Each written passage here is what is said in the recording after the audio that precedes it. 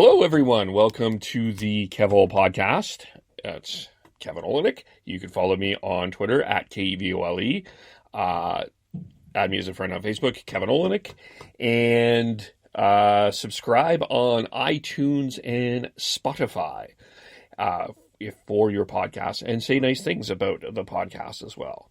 And many of you will remember the date, June 13th, 2019. That was, of course, the day the Toronto Raptors won the NBA championship over the Golden State Warriors. For our guest today, that actually turned out to be a significant day in and of itself.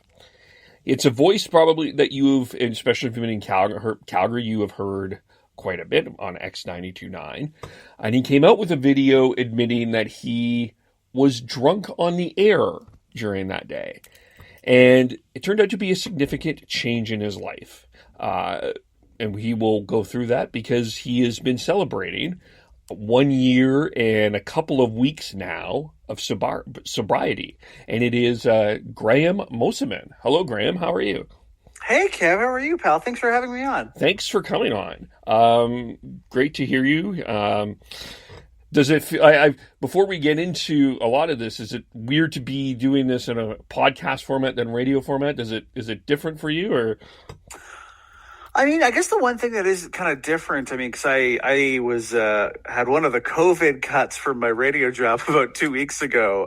So the only thing that is really different is that I am sitting in my computer chair and talking with my gaming headset, because I play a lot of Dungeons and Dragons online. So I got like a fancy kind of dumb looking gaming headset. So that's really the only difference. But one of the things I really love about podcast, and I'm a straight up podcast addict, man. I don't know if I want to show you my Google Podcast subscribed feed.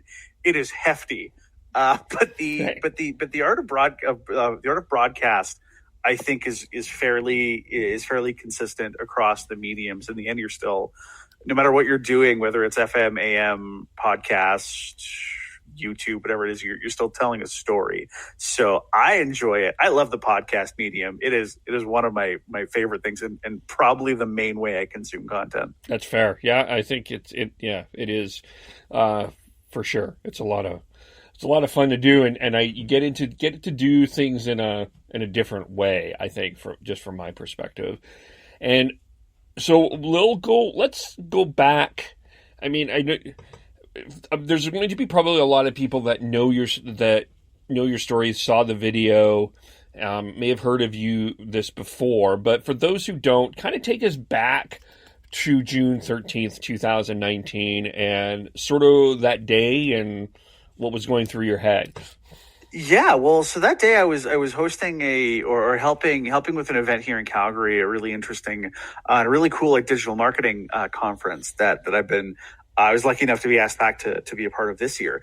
They had an after party after the whole thing was over, and so I went to this after party, and I've always been a drinker, and I like beers, I like socializing. I have always been very much a fan of drinking like craft beer culture, especially was a thing I was very into for a long time. And I really thrive and enjoy being around groups of people I don't know or that don't know me personally, because I've learned this through now sobriety, is that it gives me a new group of people to perform for and to kind of put myself on display for and get that ego validation, because it's fun and it's easy to get a laugh and a smile out of people when you're all drinking. So how do you keep doing that? You keep drinking. And so I knew I had to work that evening. And, up until that point, cards on the table, I'd been to work either half drunk or very drunk in different sentences, with very increasing regularity. I never used to, but I was kind of going through some personal stuff. I was dealing with the after effects of a concussion from a car accident previously, and I've never liked myself. And I found if I went to work with a bit of a buzz on, it just made the show easier in my head, or made me care less about the product that I was putting out, which was very helpful at the time. So I went out. I had a bunch of beers. I do know I biked to the station to do my show afterwards. I remember crashing my bike into a pillar on the way and then being like, oh man, you better get a coffee and pull yourself together. And then the rest of the evening is just an absolute blur. I know based on my phone receipts, I ordered more liquor to the radio station, which is something I had done very commonplace at the time. And then, yeah, I remember the Raptors winning ish. I remember mostly cars driving up and down 17th Avenue and honking and cheering. And then I got nothing until the next morning. I checked my phone receipts and I had taken an Uber home. So good job-ish, I guess. And I was on my way to therapy anyway, which I had previously booked from a few weeks before. And I got a text from a coworker saying, I think you were drunk on air last night. I lied about it and said I wasn't. Got to therapy, found my tape from the night before on my phone. I listened to it. Oh boy, was I wasted. And then went to work and just broke down because I had my boss had said, you need to come in and we're having a talk. Me knowing this is what it was about, I was fully expecting to get fired. And I just broke down and said, I need help. I'm not coming to work for a little bit. He's like, no, you're not. You've been suspended for a week. And after that, I got into recovery. I haven't looked back since. And, now we're, 365 days sober, and it's really cool. It's really fun. But I also know that there's going to be a lot of pitfalls and challenges that, I'm going to really struggle with. And I got to be really, really vigilant about keeping myself on the ball. Otherwise, it's going to take me one or two drinks to go back and drop a pretty big ball of napalm on my emotional, spiritual, and personal life. So look, yeah, that's okay. Yeah. So you mentioned the kind of the pitfalls, then let's kind of, what are there? What have you noticed in terms of the challenges so far? Well, it's so through sobriety, I've learned my triggers for drinking, and most of because alcoholism for me is a symptom of a much greater problem, and that's what I've kind of learned through recovery. And the things that make me want to drink are usually places or moments or things where I have an innate fear of being alone. Now, being alone, it can mean many things. That can be being alone in a group of people, like at a wedding or something, or being alone, with my thoughts. If I'm not kind of managing myself properly, it can be a whole bunch of different things. Sometimes it even ties into with being a fear of, not being respected as someone who can handle their booze, or a fear of not being good or interesting enough. And I don't get many cravings anymore. They always perk up in very odd ways and places. I had one come up a while ago where I was watching an episode of Colbert, and an old episode when you could still have people in the audience, and he had a glass of bourbon with one of his guests, and I had to stop and take a second because I was like, oh, that looks cool. That looks good. That looks nice. Hey, having that craving, let's take a stop and analyze where it comes from. So, I definitely don't get the cravings like I used to, especially when I got newly sober. Like, a year is not a long time. But yeah, it's now kind of a regular working on managing my kind of spiritual and emotional health. So I don't have that, fallback of needing to take care of it with that temporary Band-Aid of alcohol. So before that fateful day of June 13th, where were you at? Like, were you mentioned that you were going through some personal problems and you had a concussion. Were you thinking at the point that you were needing help, or you're just trying to ride through? What was kind of your mindset before June 13th? I knew I was struggling with alcohol a bit because I was drinking at work a lot. I was hiding my booze around the house a lot. I had downloaded an app called I Am Sober that tracks your sobriety. And it was more so like an exercise to see how long I could go without drinking. And I would reset it every single night. Like I'd come home and hit a brand new start date. And I did that for about probably 2 or 3 months for sure. And I would think of it, when I did go out with people that I didn't drink like normal people. For me, drinking was always very much associated with blackout literally every single time, which is just not true for the vast majority of people. But I had never had that kind of disconnect. The thought of having, one beer and then calling it a day was so dumb to me. Like, what's the point? Why are you even trying? So, even when I was always the person that would extend the party more than it needed to be, for sure. And I never had an off switch when it came to my drinking. So in that time beforehand, I think I was a lot of it's a blur now because I was drinking so much, but I think I was scared of potentially having a problem. So I had looked up where there were AA meetings when I got off work at midnight, and I looked at the meetings probably about 7 or 8 times. And I had never had the courage to go walk in. I was like, I'm just going through a heavy drinking phase. It'll work itself out eventually. So, I'm fascinated hearing the story about, maybe fascinating isn't the right word. It is. I think when a lot of people do something that is against company policy or is considered frowned upon, the expectation would be, like you had, that you would be fired. So tell me your relationship with your boss at the time, and sort of what, although you're not there anymore, what that meant that you actually weren't.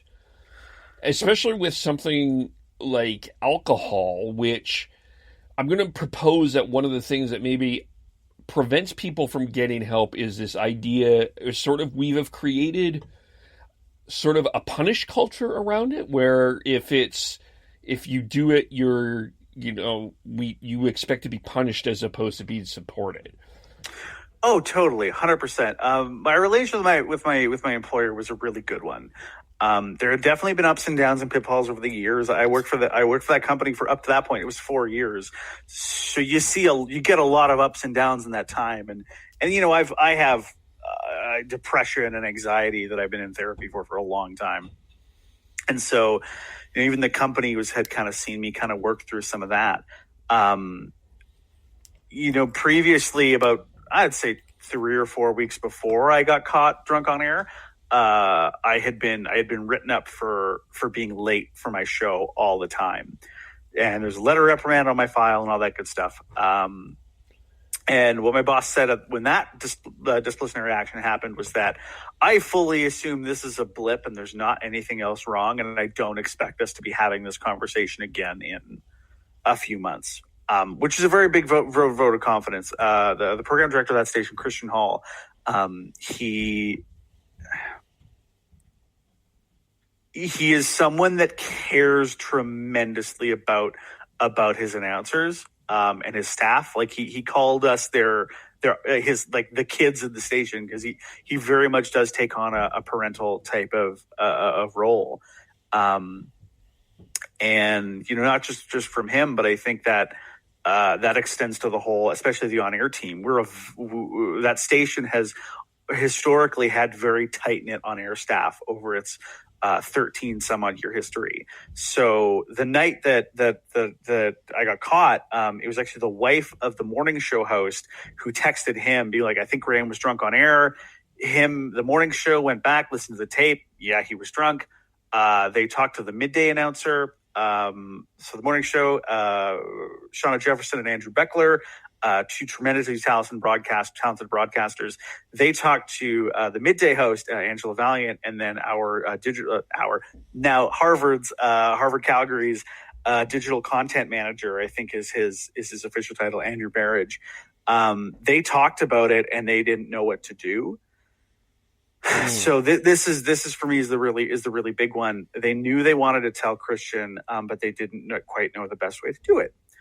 And so they talked, and it was very much and I found this out from Andrew after the fact that, we don't work together anymore. This is still going to make me cry. That they wanted to get me help. They didn't want me fired. They didn't want to tattle on me, but they wanted to try to see what they could do to help. So they talked about it.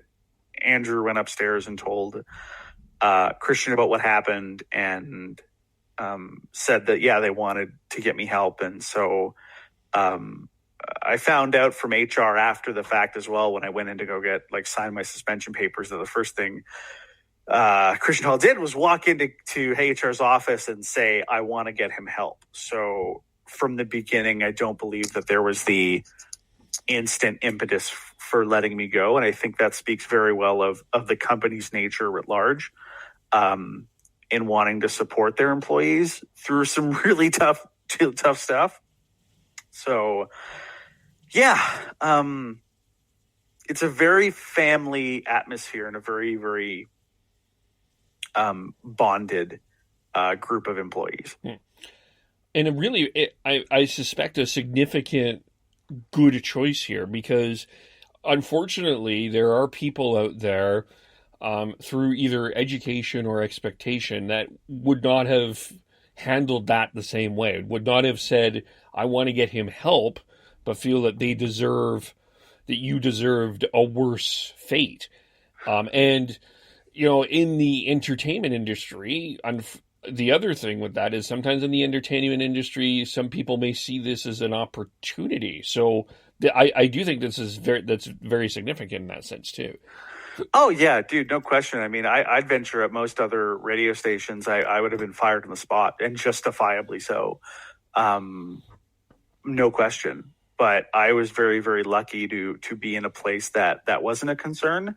I mean, it was a concern. I mean, I shouldn't say it wasn't. I came back after the week's suspension and sat down and was told in no uncertain terms that if anything like this happened again, or if I slipped off the bar a little bit, I was gone.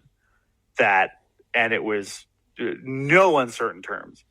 And yeah, it was a scary time for a while. I definitely feared for my job a lot. And it's only when I kind of got comfortable in my own skin again, in the last, 3-4 months, that I felt like I was okay and I was back on solid footing. And then the pandemic happened and threw the entire business, the business advertising, financing profit model out the window. And then I unfortunately lost my job through that. But I was very lucky, dude. I was very lucky to work in the place I did for so long. So, and then I'll get through your friends and family here for a moment, but from the work aspect, coming back, you kind of talked a little bit about getting your footing on back in terms of that. When was the decision you're like, you know what, I am not going to drink again? When was that decision?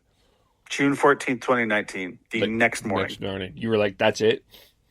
Yeah, well, I talked to my therapist, and we actually have to fill out this thing before we go into therapy that kind of rates your mood and how you're doing.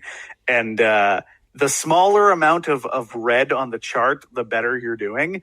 And my entire sheet was bright, vibrant red, like a warning sign to the heavens. And I talked to my therapist, Anne-Marie, who I've been seeing for over 5 years now, basically since I moved to Calgary, that I said, like, I think I'm an alcoholic. I can't control myself when I drink. I can't stop myself from drinking. And she had said that, oh yeah, no, cards on the table. I think our third session in, I suspected you were an alcoholic, or I was going to have to deal with you as an alcoholic at some point. And it's funny, about 2 years into therapy with her, she had actually, because I had been talking about alcohol then, and she had actually sent me one of the opening lines, or one of the opening passages of the big book of Alcoholics Anonymous. And I read it being like, oh, I feel some of those feelings, but you know what? That's stupid. I'm not an alcoholic. This is some garbage. And I kind of had blown past that and didn't want to talk about it. But so, props to Anne-Marie for calling the shot many years in advance. It was the next morning, dude. Like I was like, I can't do this anymore. I will lose my partner. I will lose my life. I will lose my dog and everything good that I have in this world, and my own very existence. I am going to piss it away if I keep thinking that I can drink. And, I can't say for certain that I won't drink for the rest of my life. I can't straight up. I don't know what the future holds. What I can say is that I am confident that I will not drink until midnight tonight. That's, at time of recording, that's 5.5 hours away. I'm confident I can say I will not drink till then. And then tomorrow I will start the clock over and hopefully be able to say I will not drink, and I don't have to drink for the next 24 hours. So, for me, I guess it's not about the rest of my life. It's about the next 24 hours, because that's all I have. Talk a bit about your partner specifically, and the rock she has been through this. Oh my God, Cassie's incredible. What a treasure of a human being she is. And there's definitely some points where, it's been really tough. I mean, we wouldn't be together if I was still drinking, for sure. Alcoholism's run in her family really badly, and has hit her on a really hard level a couple times. And so, yeah, even now we'll have stuff comes up that with me, being an alcoholic and kind of working through that stuff currently. And I will forever. That's really hard on her. And so when that happens, we have to stop and talk about, like, hey, how do we work on this and how do we make this better? But yeah, she's been a constant source of inspiration, and a continuing kind of lodestar on how I can keep improving myself, and keep this kind of thing going. Because I'll be frank right now. If I stay sober and I keep myself emotionally and spiritually set, everything else in my life will fall into place. But I gotta have my sobriety number one. And if I have that, everything else would be okay. And she definitely helps keep me kind of on that path. And I'm very comfortable being able to talk to her about, like, hey, I'm in a weird space right now, and I think this is how it has to do with the booze still. And that's not a thing that's ever going to go away. That's, and it's, there's so much more to unpack with that, especially, I don't want to generalize this, but maybe it's important that we do. And I know that you've talked about, you've used the hashtag "It's okay not to be okay," and you've talked about men and mental health. But specifically with this topic and alcoholism, it's almost became, and we'll talk about this in a cultural way in Calgary in a moment, but it's almost an expectation that a man needs to drink. Absolutely. It is. And not just, not just men specifically, but it is a societal, it is such a commonplace thing in society. It's been fetishized since the dawn of time, and of someone, unwinding with a drink, of celebrating with a drink, of consoling with a drink, of whatever it happens to be with a drink. And especially for me, there's a lot of danger in that. But I will say, alcohol is not the root cause of all these things, and it's societal issues writ large. If you want to kind of extrapolate that thought process more, but when it comes to me personally, it's been a source of a lot of pain. And Calgary Stampede should be on right now. And a lot of my worst drinking moments were around Stampede or at Stampede parties. In the 2010 Olympics in Vancouver, God, you couldn't go outside in that city without, someone wanted to push like a Molson Canadian in your hand or do something along those lines. Or even Fringe Festival in Edmonton. There's that expectation if you go to the shows and then you unwind at the next act afterwards. And it's just such an ingrained part of existence. And, for the vast majority of people, they can have a couple drinks and be okay. And that's fine. I'm happy for them. I mean, I was camping with a friend this week and he was having some beers while we were hanging out. The vast majority of people can have that off switch. I can't. And there's nothing wrong with that. And it sucks. And for some people, because there are humans who, never are able to get help and get themselves sober when they are alcoholics. And you know what, dude, it's not their fault. It sucks. It is hard. And sometimes that's just the way life happens to go. But I think it's so wrong and cruel, especially with people in more vulnerable populations like the homeless community, especially. There's so much kind of societal judgment towards that. The alcoholic is the man who sits at the side of the road down from the shelter on Hastings with the brown paper bag. And that's so cruel and mean. And there is a path out for a lot of people if they want to find that in sobriety. But, there are some people that can't, and it's not their fault. It's just how brains work sometimes. And alcohol being fetishized as it is definitely doesn't help. I do wish there would be more of a societal conversation of, alcohol really screws with a lot of people in a lot of ways, and it can be so dangerous for you.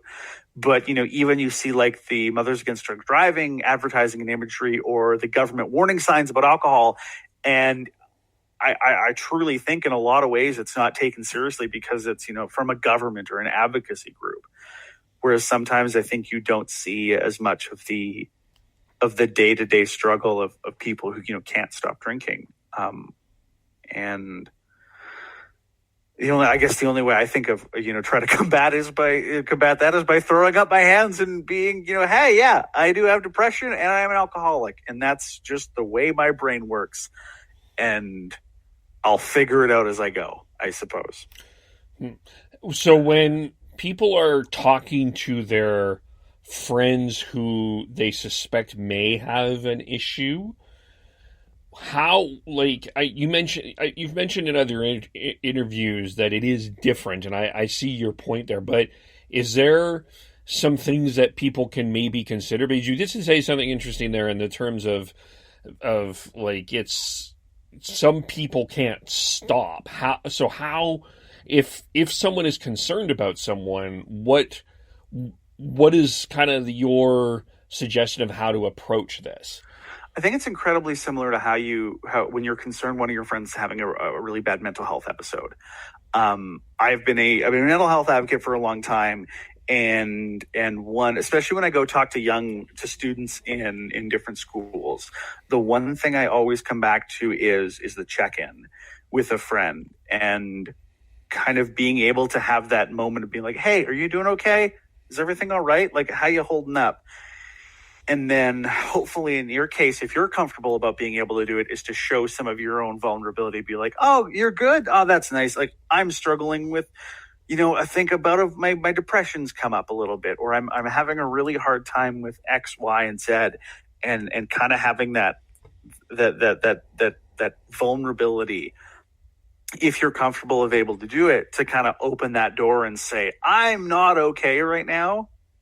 Because once you open that door on your life to say, hey, babe, I'm not okay, it makes it a whole lot easier for someone in your friendship group to go, you know what, I might not be okay either. And, then that gives them hopefully that little extra push to open their door to reach out for help should they need it. So, I mean, especially when it comes to drinking, I think, if you have that one friend who, maybe goes off the deep end all the time and doesn't ever want to stop, it might be hard, but I know for me, I don't know if I would have responded well to it, to be honest. I think I would have been a little indignant, a little angry, and a little upset, but it's those moments of realizing when something like that hurts you. Hopefully it's to have that, self-awareness as to realize and think about why. Because I know my coworker, Angela, former coworker, had said, yeah, I was getting really worried about you and I wanted to talk to you about this. I just didn't know how. And I don't begrudge her for not, because it's such a fraught issue.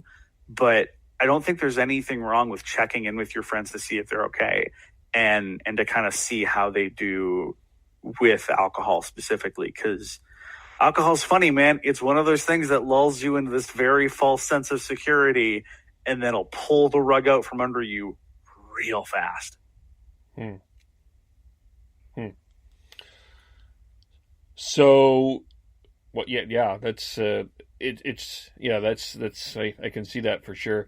I have an uncle. I haven't spoken to him in a while, that was an alcoholic, and just remembering some of his battles through the years that I've seen him. I haven't seen him in a long time, but I could see that. It seemed like things were good, and then, all of a sudden, It's a very long, slow, oppressive disease that will kill you. I know it'll kill me, and I'm really lucky to have kind of found this out about myself at 26 years old. When I found out I was an alcoholic. So I have a lot of runway of life left in me. Yeah. And, I'm 27 now, and having a lot of that space to kind of figure my life out is a real gift.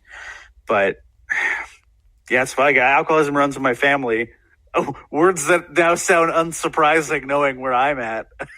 But, I mean, my uncle Ken didn't get sober till he was in his 40s.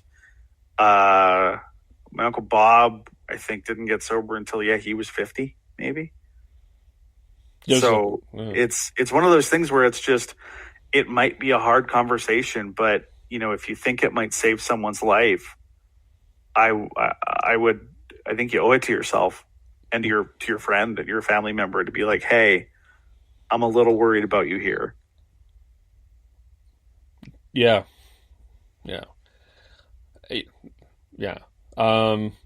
So now, as we're going forward, unfortunately not at X92.9 anymore, because the world has turned upside down and sideways and Lord knows what.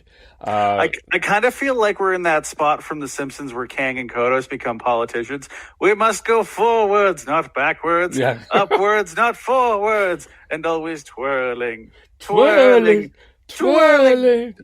not freedom, but something. And I don't know what we're twirling towards, but I kind of feel like that's where we're at. Yeah, it's pretty much. And, it was funny when you were talking about the guy in the 40s and 50s that was recovering for alcohol. I had comic book by in my head. Oh, man, I wasted my life. I mean, I don't know if that's fair, though, because, I mean, look, I have very false but fond memories of my drinking. But, I mean, everyone who ends up getting sober, I think they do it on their own pace and their own time. And sometimes it's just not, I know some people wish they would have done it sooner, but once you do get that final slap in the face of you gotta figure it out.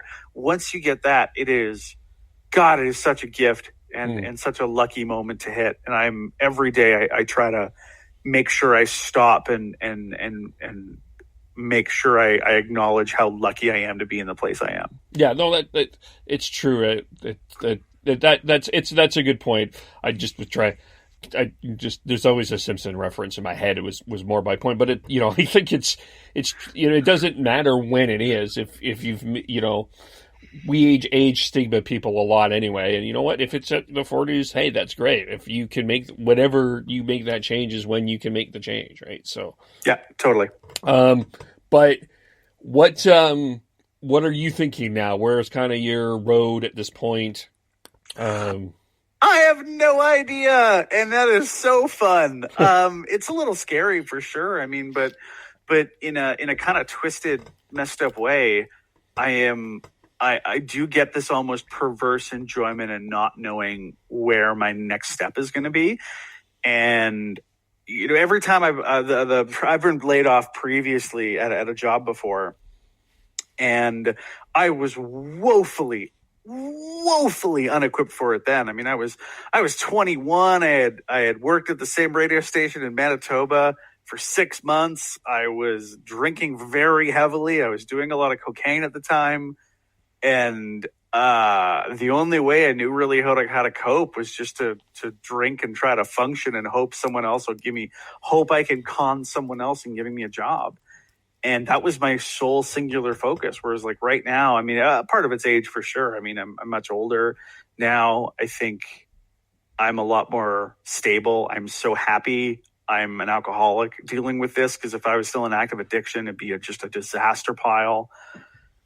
But yeah, I don't know, dude. I think the whole world, and getting over this pandemic over the next year plus, I think a lot of us in Canada are going to be kind of reassessing what it is, our lives, and where there's going to be. And I really think that when we start to really get out of this, and I mean, like, not like the kind of half openings we're getting right now where we are getting some normalcy back, but like, being able to go to a Canucks game again, or go to a concert, or go to the P&E, like whatever that's going to end up being.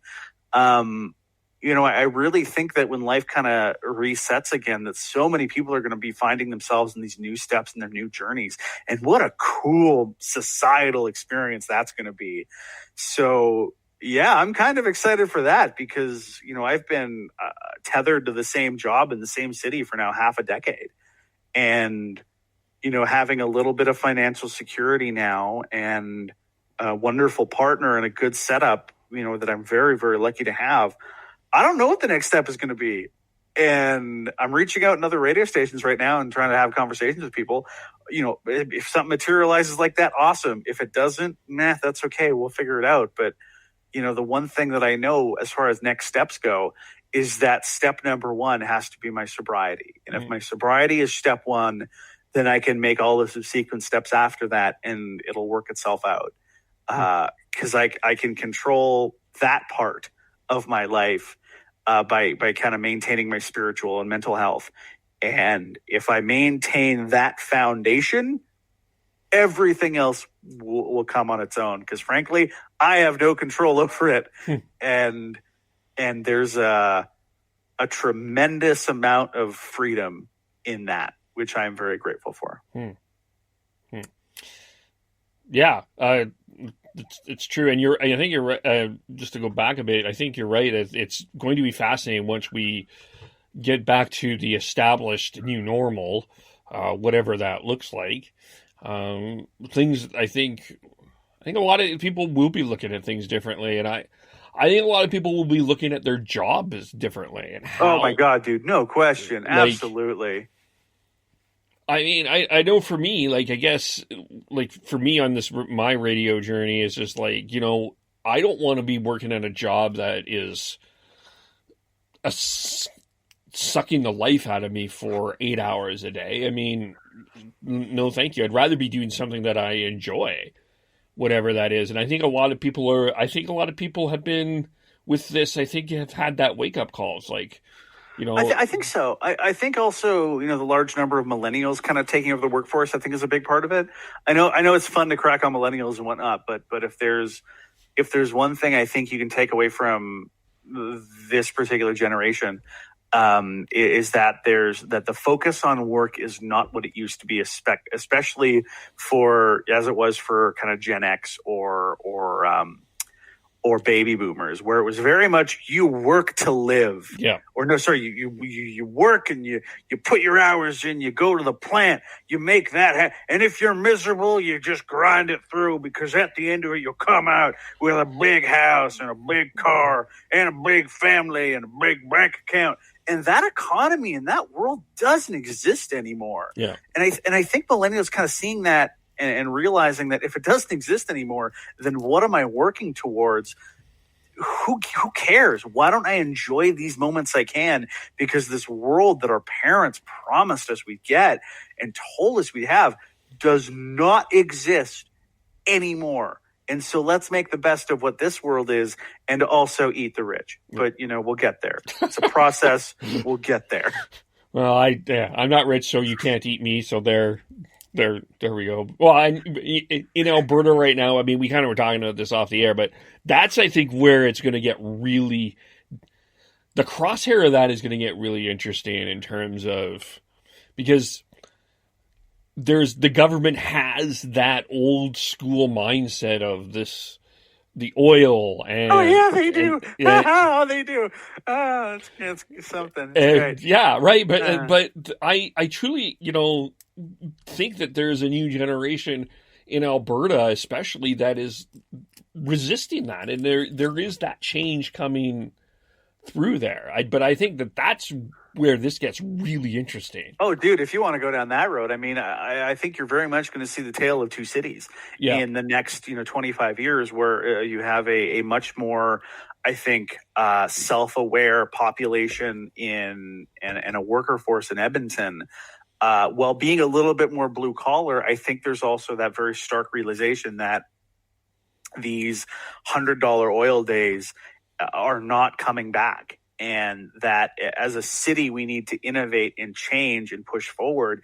And I truly think Edmonton's done a really good good thing with that. I mean, the Edmonton Economic Development Council has done some really interesting, cool, powerful stuff over trying to shift the direction of their city. And to be frank, Calgary's gone the opposite way. And, some of it, if you want to get really deep into the weeds, kind of leads down to municipal leadership on a broad kind of city council scale and where you want to push it. But, a lot of it is governmental at the same time. I mean, Calgary is the large percentage of the workforce is formally tied to big money corporate oil jobs and a very specific oil kind of culture. And it is a much more conservative city by and large. I don't think there's anything wrong personally with some of the principles of conservatism or traditional conservatism. I don't agree with them, but I understand a lot of their principles. But it to so many levels has been politicized into almost a us versus them type of mentality that I really think is holding the city back. And it doesn't really help when you have a provincial government that also subscribes that level of thinking. This kind of feverish dependence on a resource that, while still needed, is not going to provide for the province like it used to be. And you're putting a lot of eggs into one very fragile basket. Yeah. It's true. I think there's been a lot of talk of diversifying for years, and there's been an opportunity. We have an opportunity here to see it. And I guess that's the question: is how anywhere really? I mean, we focus on Alberta, but how anywhere we focus economically. I guess in terms of the radio world, I know, I don't want to put you in trouble necessarily here, but kind of what are you, in your mind, what's the future? You mentioned that you have a gluttony of podcasts that you subscribe to on Google. Is that the route that you're seeing a lot more people going, or where does radio fit? Oh man, now you're asking me the big questions. If I knew the answers to these questions, I'd be employed as a consultant somewhere. Oh man, I would be.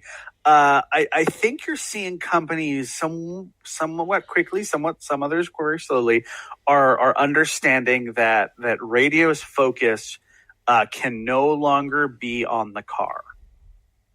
And if your only focus is on the car, you are going to have a diminishing kind of listening model. So much of it, I think, comes down to being an accessible product that still provides interesting content. Radio cannot just exclusively be about the music anymore. And you saw this shift kind of in the late 90s and in the mid 2000s of radio being of jock talk and personalities almost be squished down by certain markets, and especially in the States. And it was very much a culture of let the music win.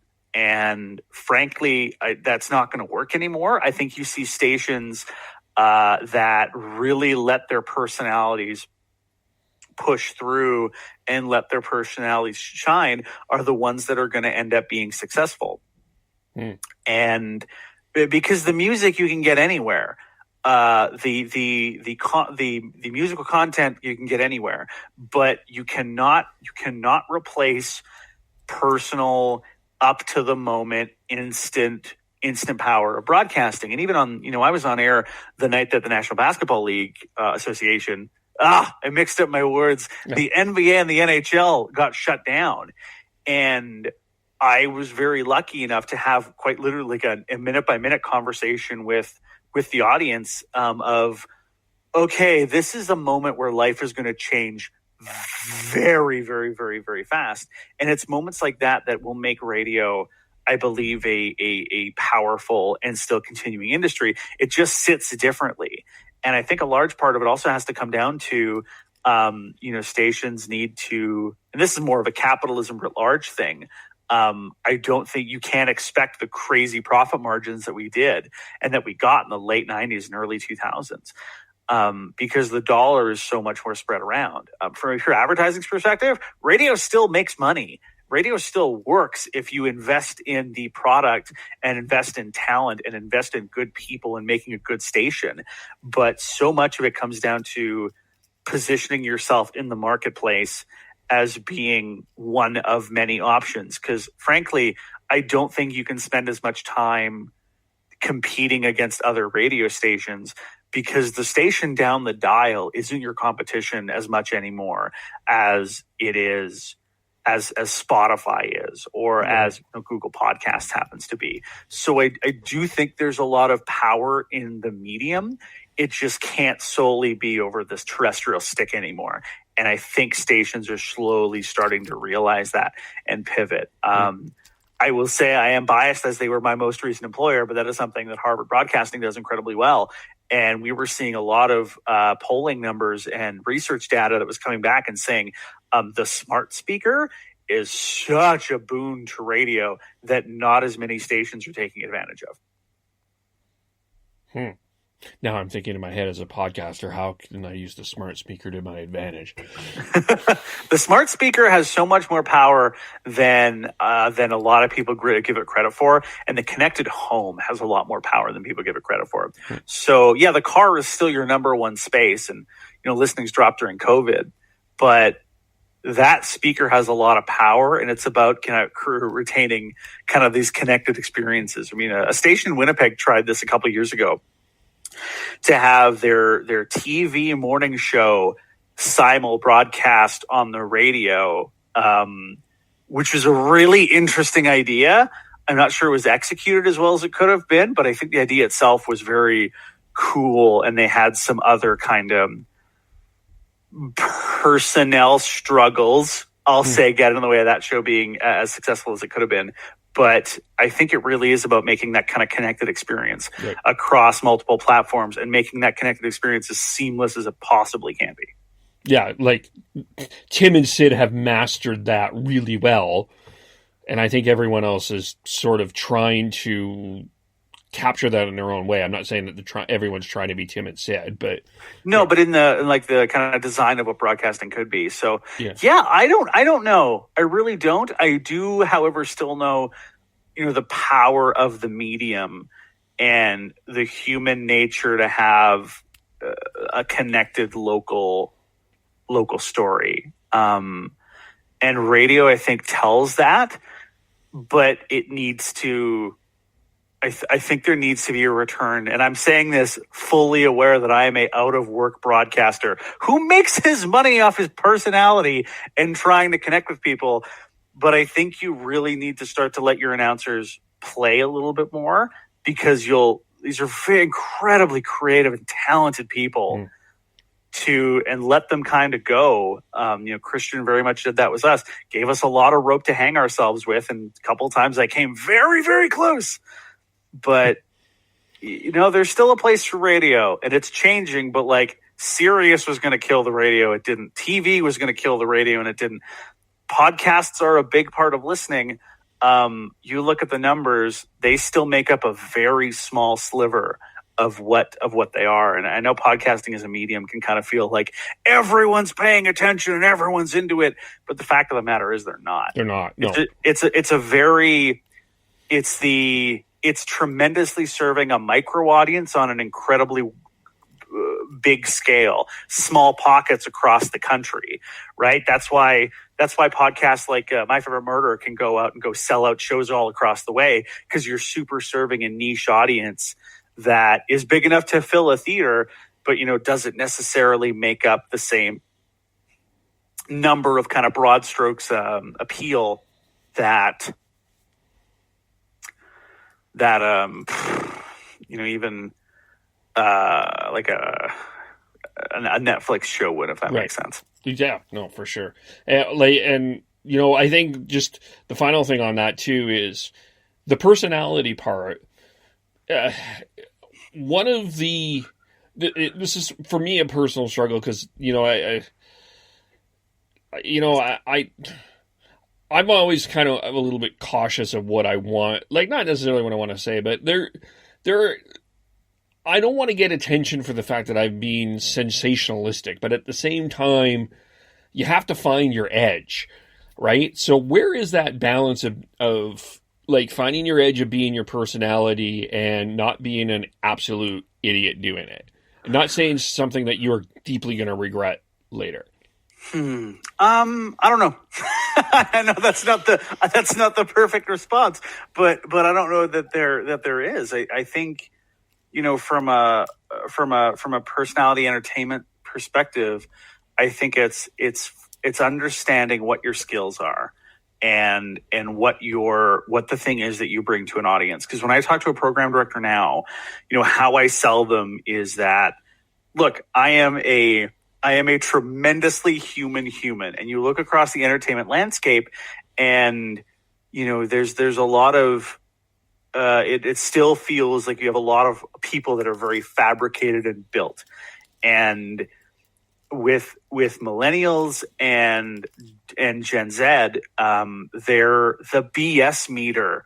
Their BS meter is like a bloodhound. If there is an iota of you that is not a genuine, real person, they will sniff that shit out and tune you off instantly. And if you're not a real person with flaws and interesting character aspects, it's like building a cool D&D character. If you're just the fighter, the paladin that's always a force for good, I think that becomes a very boring character, both to play and to watch. But when you have someone, that's why Superman sucks. But when you have a character or a person who is a multi-level, multifaceted personality that is a real human, I think there's still always a craving for genuine human stories and interesting people. So I don't think it's about like crazy zany stunts and gotta go to the next big thing on the dial. I think it's a business of being human and showing that in an interesting way. And that content, that desire is never going to go away. I mean, you look at certain Twitch streamers and YouTube streamers, you're seeing like the big ones that kind of launched it all. A lot of them are noticing a certain amount of fade because they built up a very specific kind of less than genuine personality. And it's those more kind of honest and human presenters that are the ones that are having a lot of staying power in this ever ever-changing and ever-adjusting media landscape. A guy like Dax Shepard's a great example. That's a very human dude. There's a lot of gunk to sift through with Dax, but at the end, it's showing his different sides have been really helpful to him. Like Conan O'Brien Needs a Friend, to use another podcast example. I think seeing Conan's flaws and kind of personality struggles kind of come out through, I think has made him a more interesting person, because we all have flaws. We're all broken and no one is perfect. So that era of the perfect presenter, I think, is dying or coming close to being dead. That's fair. The old school radio voice, that just doesn't go anymore. Billy West, to keep going on radio specifically, Billy West, the voice actor, one of the most incredible, talented people of all time. I mean, Billy West is good. Voiced Philip J. Fry, the voice of Zoidberg, done a ton of stuff with Matt Groening's different projects. He's been the red M&M for years. He calls them BFDs, big effing dinosaurs, of these. Well, coming at you, it's 3 minutes past the hour. So 7 o'clock here in Los Angeles, 78 degrees, 29 minutes to go until the top of the hour. We start another big long rock block. Like, that stuff is dead or dying in most formats. And so, yeah, kind of transposing that to all forms of medium, I don't think that's an interesting thing to watch anymore. So it's about moving and adapting and being and telling real human stories, whatever your medium is: podcast, radio, television, stream. Just be a human. Be a real human. It's hard to do, but be a human. Well, I'm glad that you came on and took the time to be a real human with us. And I didn't really want to focus on the alcohol part of your life. I hope you don't mind that we went a different ways. I'm so mad, Kev. God, throw the whole. See, this is why I'm still stuck in broadcast break. Throw the tape out. Throw that damn tape out. At 6:04 Pacific time. Temperature 20-something degrees in Vancouver, British Columbia. God, I hate it.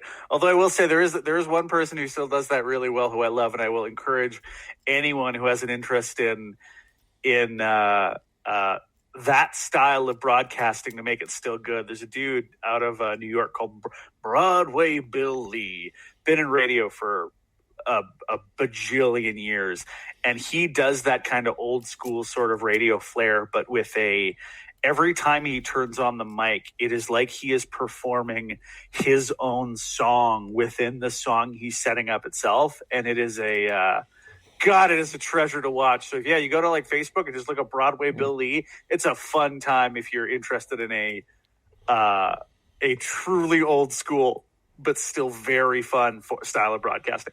Well, Sterling Fox can still pull it off here too. If you've ever listened to him. Oh yeah, Sterling totally does. He totally pulls it off. 100%.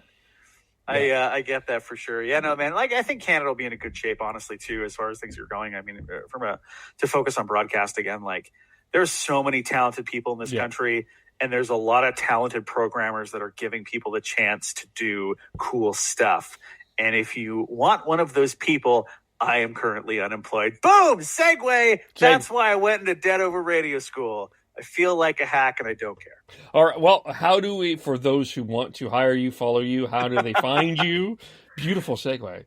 You can find me on the internets. At Graham Mosimann on Facebook, internet, Twitter, Instagram.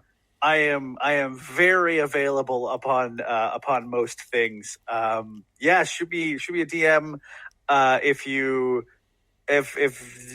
you're around. I also play more Star Wars Battlefront 2 than I should right now because it's really fun. So if you ever want to kill some droids, there we go. Hello. I'm in Madden kick right now, so that's just me. I actually think I might fire up Madden again as the hopeful football season gets closer. Yes, so. Touching wood for that for sure. Although, I mean, they're actually going to have fans sign a waiver. Yeah, well, I mean, America is a country that I'm not sure any Canadian is visiting in the near future. Being brutally honest. We're not going there. But yeah, this was a lot of fun, Kev. Thank you so much for having me on. Thanks for coming on. You can follow me or hire me too at KVOLE. I mean, I'm not as talented as Graham, but come on, I plug anyway. And Facebook, Twitter, find me. We will subscribe, say nice things. We'll talk to you all soon. Bye for now.